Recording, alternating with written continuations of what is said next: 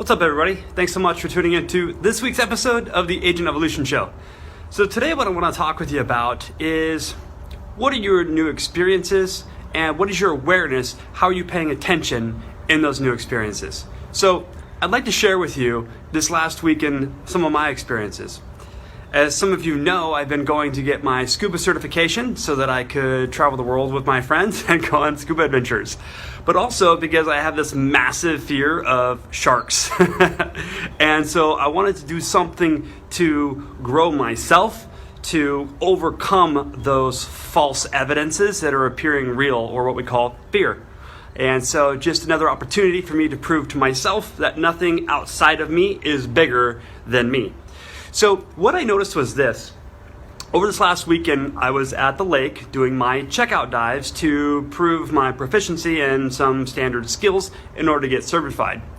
And I really just started noticing some of the parallels from scuba diving to life. One in particular was this. At least a new scuba diver, you always have a buddy, right? This person is vitally important to your survival, potentially. What happens if you were to run out of air? What happens if when you're underwater, something goes wrong? Your buddy's there to help support you, and you're there to help support your buddy. It's super important. Your buddy could be your lifeline. Your buddy could be that breath of air that you really need. Which brings up another point. Like if you've ever been scuba diving or know anybody that has, what you'll notice is that you have a primary regulator where you breathe, and you have a secondary line. What happens if something happens to your regulator and you're out of air and you're not able to get to your buddy? You have a secondary backup. Or what happens if your buddy's out of air and you have one regulator, now you got to share? Hey, that'd be better than no air, right?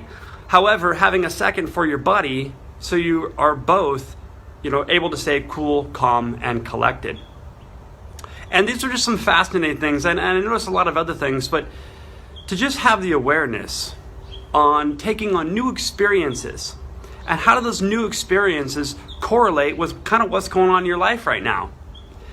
I'll just say for myself, when it comes to the buddy system, I feel so blessed and fortunate that I have well over but a solid group of 7 buddies in my inner circle that I can always go to for air and oxygen, right? Because sometimes we need a little buddy. Last thing I wanted to bring up to you, this will be a short video today, is one of the skills in scuba diving is flooding your mask with water and then clearing that water out while you're underwater so that you can see. Now this is a skill I've done dozens of times in the pool at the scuba school, and no problems whatsoever. However, when I got down to the bottom of the lake, about 25 feet, and flooded the mask, by the way, the visibility down there is horrible. It's only a few feet. And if it's further than that, you're not seeing it. But anyways, when I flooded my mask and took it off and put it back on, I actually began to panic severely. I couldn't breathe, even though I had the regulator in my mouth.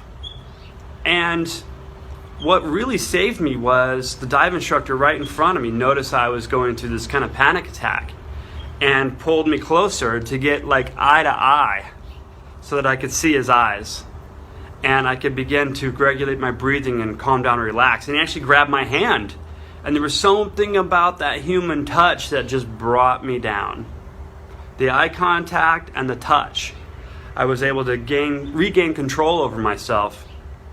This was something really weird. I've never panicked like that before ever in my life. And I began to process, why is this happening? What was going on? And I believe due to the low visibility and so forth, that was some claustrophobic thing coming up within me. But my point is this. Here was the lesson. Where do you have your guide that's got your back, that's walking you through some processes, that'll hold you by the hand, not leave your side until you're proficient? Do you have a coach, a mentor, a guide, somebody that's walking you through this process?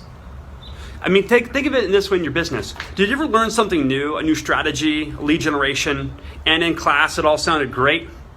However, when the rubber hit the road and it really mattered, did you panic or freak out or deflect? And did you have a guide there to help keep you on track, regain control, and focus? It's almost like the secondary area I was talking about. You have your primary and your secondary, right? Where in your business are you relying on one source of leads or one source of air financially? Do you have a redundant system? Do you have at least two sources of leads that you can count on that will provide you business so that you can create your own economy regardless of what's happening in the market, regardless of what's happening in your reality? You have two sources of leads coming in so that you can breathe financially. So, this was a little bit of just rambling on, but just some interesting parallels I've noticed. Get a guide, a mentor, a coach. Two sources of leads in your business. It's your lifeline. And where's your buddy? Who's got your back? Who's checking in with you on a regular basis? So, I hope this brought some tremendous value to you today. And remember, who you surround yourself with matters. Are you surrounding yourself with other people that have redundant systems, financial lifelines? They've got a buddy system and they've got a mentor, coach, or a guide.